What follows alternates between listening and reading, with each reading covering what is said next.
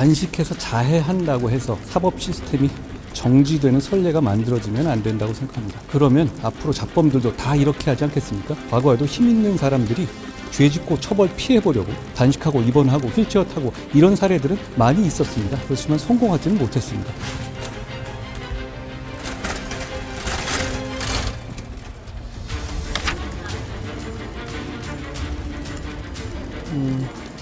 물어볼 게 많으실 테니까 제가 일단 설명 먼저 드릴까요? 과거 정치인들이 단식할 때는 어떤 명확한 목표, 왜 하는지가 분명했고 그걸 잘 설명했죠. 그런데 이번 단식은 왜 하는지, 이 단식의 목적을 본인들도 잘 설명 못하고 있지 않습니까? 본인들도 명분이 없다는 걸 아니까 손에 잡히는 물건 아무거나 잡아서 집어던지듯이 단식 시작할 때는 없었던 총리 해임이니 내각 총사퇴니 탄핵이니 하는 맥락 없는 얘기들을 쏟아내고 있는 것 같습니다. 그런데 정작 국민들은 이거 왜 하는지 이 단식의 목적을 정확하게 알고 계실 거라고 생각합니다. 수사받던 피의자가 단식해서 자해한다고 해서 사법 시스템이 정지되는 선례가 만들어지면 안 된다고 생각합니다. 그러면 앞으로 자범들도 다 이렇게 하지 않겠습니까? 지금처럼 소환 통보 받고 나서 시작하는 단식은 저도 처음 봤는데요. 그렇지만 과거에도 힘 있는 사람들이 죄 짓고 처벌 피해보려고 단식하고 입원하고 휠체어 타고 이런 사례들은 많이 있었습니다. 그렇지만 성공하지는 못했습니다. 국민들께서 어디서 많이 본 장면 같다라고 생각하실 것 같습니다. 지금 이 사건은 정치 그리고 민주당과 전혀 무관한 이재명 개인의 성남시장, 경기지사 시절의 개인의 범죄 혐의 수사입니다. 다수당의 권력을 이용해서 수단과 방법을 가리지 않고 개인의 비리를 결사옹호하는 것을 국민들께서는 최악의 권력 남용이라고 생각하실 것 같습니다.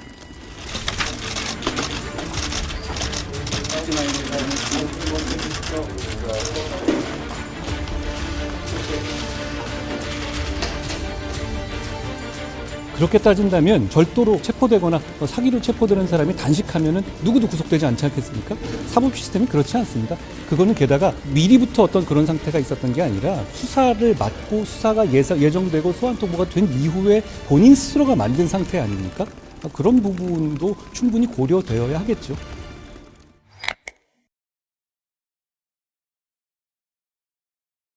지자체 최초로 평화부지사와 평화협력국을 신설해서 이화영을 평화부지사로 임명하는 등 경기도의 대북 사업을 적극적으로 추진하기로.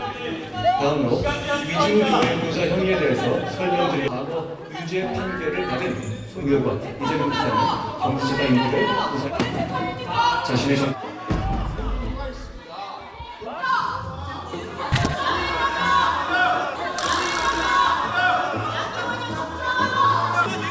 의원 여러분, 다시 한번 말씀드리겠습니다. 법무장관은 좀 요약해서 설명해 주시고 지금 중요한 부분이니까 의석에서 소리 지르는 행위 제발 좀 그만하십시오. 국민이 지켜보고 있습니다. 자, 이재명 의원을 비롯해서 민주당 의원들께서 이 사안 자체가 증거가 없다고 주장하고 계시기 때문에 저는 국민들 앞에서 설명할 의무가 있는 겁니다.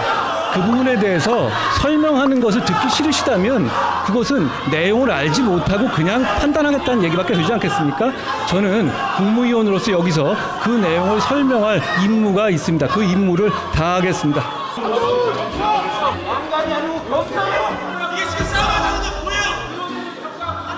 법무장관, 아직도 양이 많이 남았습니까? 나머지는 이렇게 서면으로 제출하거나 그러면 안 될까요? 짧게 주려고요. 그 범죄 혐의에 대한 내용을 어떤 내용의 수사가 됐는지를 모르면서 어떻게 판단하시려고 합니까? 당연히 저는 이걸 설명할 의무가 있고요.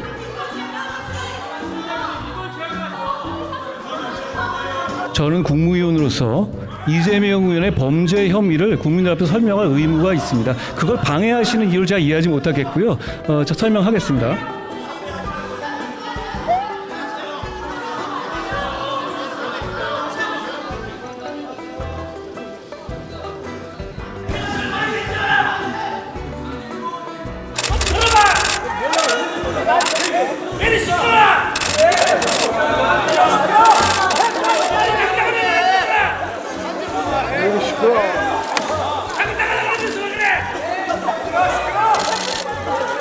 이 제안 설명이 지나치게 한쪽 주장을 일방적으로 해서 그동안의 관행에 맞지 않고 이렇게 되면 잘못하면 피의사실 공표 문제와 연결될 수 있으니까 좀 요약해서 설명해 주시고 가급적 빨리 끝내주셨으면 좋겠습니다. 늦어도 5분을 넘지 않도록 해주시기 바랍니다. 그렇게 하십시오.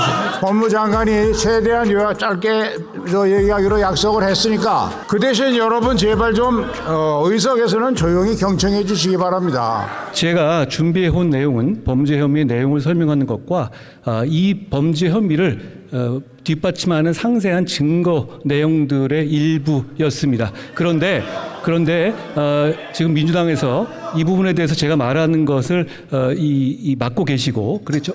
정상적인 진행이 안 되고 있는 상황이니까 그 부분은 저희가 이후에 서면으로 제공해 드리기로 하고 제가 마지막 부분에 체포의 필요성에 대해서만 말씀드리고 마치겠습니다. 그런데 돈봉투 사건의 체포 동의안 부결 당시 검찰의 조작이라던 윤관석 의원은 며칠 전 공개법정에서 돈봉투 20개를 수수한 사실을 자백했습니다. 본인도 다 털어놓은 마당에 아직까지도 검찰의 조작이고 부당한 영장이었다고 말씀하실 분은 이제는 없을 거라고 생각합니다. 그런데 이제 이 사건에 대해서 이재명 의원은 검찰의 조작이라는 똑같은 말을 하고 있습니다. 2달 전인 7월 18일 이재명 의원이 속한 민주당 의원 168명 전원은 불체포 특권의 포기를 결의했습니다. 석 달 전인 지난 6월 19일 이재명 의원은 바로 이 자리에서 저에 대한 정치 수사에 대해서 불체포 권리를 포기하겠습니다라고 국민들께 자발적으로 약속했습니다. 여기 계신 민주당 의원님들도 이재명 의원이 임명한 혁신위도 그 약속을 높이 평가했습니다. 누가 억지로 시킨 약속도 아니었습니다. 심지어 조작 수사라고 해도 불체포 특권을 포기하겠다며 정당한 수사니 뭐니 하는 부가 조건을 달지도 않겠다고 스스로 명시적으로 약속한 것이어서 다른 해석의 여지도 없습니다. 지금은 주권자인 국민들께 한 약속을 지킬 때입니다. 고맙습니다. 네. 가 149표, 부 136표, 기권 6표, 무효 4표로서 가결되었음을 선포합니다.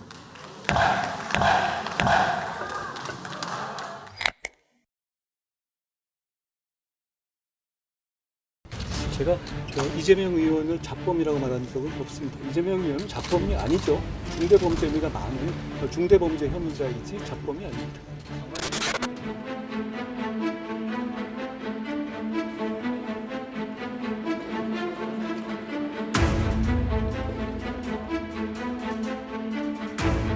결과를 지금 봤는데요.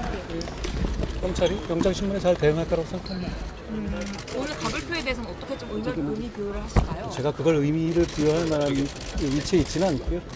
저는 최선을 다해 설명하라고 한 것이었다는 정도로 말씀드리겠습니다. 이재명 대표가 사실상 부결 요청했는데 영향이 있었을 거라고 보세요? 그 판단은 제가 할 문제는 아니니까요. 오늘 서면까지 못하셨는데 서면으로 대신하셨는데 그 과정은 여러분들께서 잘 보셨을 것 같고요. 어차피 이 굉장히 중요한 사안이고 역사상 초유의 상황이잖아요. 그러면 어떤 증거가 있는지를 설명하는 것은 국무위원님 법무장관의 임무였는데요. 끝까지 설명하지 못해서 아쉽게 생각합니다. 장관님, 다음으로 검사 탄핵 소추안도 올랐거든요. 이거에 대해서는 좀 어떻게 보실까요? 지난주에 제가 말씀드렸지 않습니까?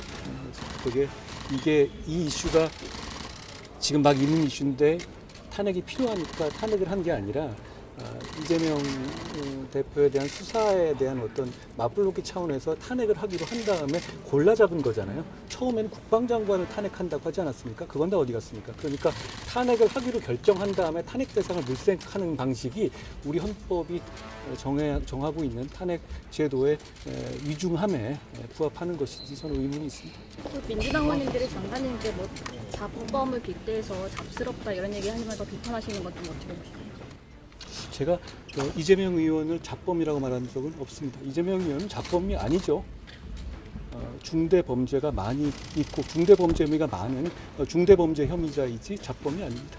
장관님 저기 회기 중에 꼭 구속영장을 청구했어야 됐냐는 얘기가 계속 나오는데 여기에 대해서는 어떤 입장이십니까? 검찰이 수사 일정에 따라 진행해 온 것이고요. 그리고 수사 진행 과정에서 수원에서 있었던 어떤 재판의 특수한 상황들 그런 부분들이 검찰의 책임이라고 할 수 있겠습니까? 그런 점을 한번 생각해 보시면 될 것 같습니다.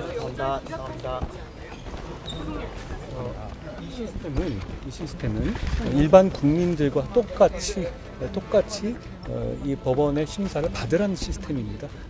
그 이후 상황은 당연히 일반 국민과 똑같이 진행되는 것이고 그것이 뭘 딱 정해놓고 하는 것은 아니니까요. 제가 더 말씀드릴 게 없네요. 감사합니다.